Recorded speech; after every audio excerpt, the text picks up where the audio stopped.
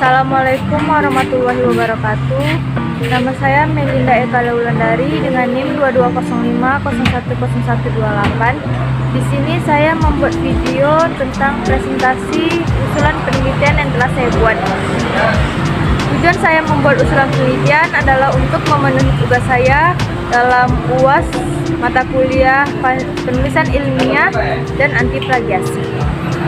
Latar belakang dalam usulan penelitian saya berdasarkan pada pasal 18 ayat 1 Undang-Undang Dasar 1945 menyebutkan bahwa Negara Kesatuan Republik Indonesia dibagi atas daerah-daerah provinsi dan daerah provinsi itu dibagi atas kabupaten dan kota, yang tiap-tiap provinsi, kabupaten, dan kota itu mempunyai pemerintahan daerah yang diatur dengan undang-undang.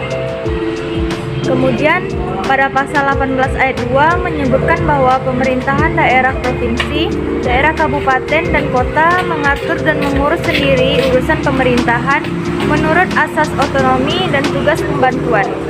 Artinya masing-masing daerah berhak mengurus sendiri urusan pemerintahannya sebagai bentuk dari asas otonomi daerah dan pembantuan. Kualitas sumber daya manusia sangat berpengaruh dalam kemajuan daerah. Sejarah telah menunjukkan bahwa banyak negara di dunia yang miskin sumber daya alam, tetapi mereka bisa memenangkan persaingan dengan memanfaatkan sumber daya manusia yang handal.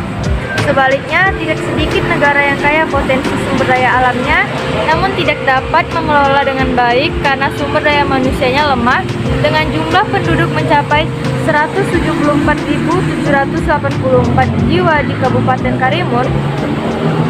Salah satu potensi sumber daya manusia yang dapat dimanfaatkan yaitu dalam pengembangan dan pembinaan dalam prestasi di bidang olahraga. Pembinaan dan pengembangan olahraga perlu terus ditingkatkan secara terarah, sistematis, dan berkesinambungan agar selaras dengan tujuan pembangunan nasional, khususnya dalam meningkatkan kesejahteraan rakyat.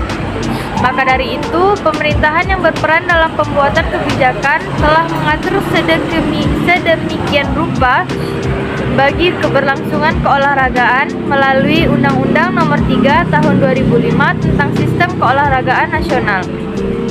Berdasarkan permasalahan di atas, maka saya tertarik untuk melakukan penelitian dengan judul Peran Komite Olahraga Nasional Indonesia Kabupaten Karimun terhadap pengembangan prestasi atlet olahraga di Tanjung Balai. Pada dasarnya, kebijakan publik dijalankan dengan maksud tertentu untuk meraih tujuan-tujuan tertentu yang berangkat dari masalah-masalah yang telah dirumuskan sebelumnya. Hal ini dilakukan karena tidak semua program kebijakan publik meraih hasil yang diinginkan. Seringkali terjadi kebijakan publik gagal meraih maksud atau tujuan yang telah ditetapkan sebelumnya. Dengan demikian, evaluasi kebijakan ditujukan untuk melihat sebab-sebab kegagalan suatu kebijakan atau untuk mengetahui apakah kebijakan publik yang dijalankan meraih dampak yang diinginkan. Sebagai suatu konsep filosofis, kebijakan merupakan serangkaian prinsip atau kondisi yang diinginkan. Sebagai suatu produk, kebijakan dipandang sebagai serangkaian kesimpulan atau rekomendasi, dan sebagai suatu proses, kebijakan dipandang sebagai suatu cara di mana melalui cara tersebut suatu organisasi dapat mengetahui apa yang diharapkan darinya, yaitu program dan mekanisme dalam mencapai produknya. Dan sebagai suatu kerangka kerja, kebijakan merupakan suatu proses tawar-menawar dan negosiasi untuk merumus isu-isu dan metode implementasi. Pendekatan penelitian yang dilakukan penulis adalah pendekatan penelitian deskriptif kualitatif, yang dimana penelitian deskriptif kualitatif ini penulis mencoba mendeskripsikan ataupun menggambarkan kejadian fakta, fenomena, variabel, dan keadaan yang terjadi.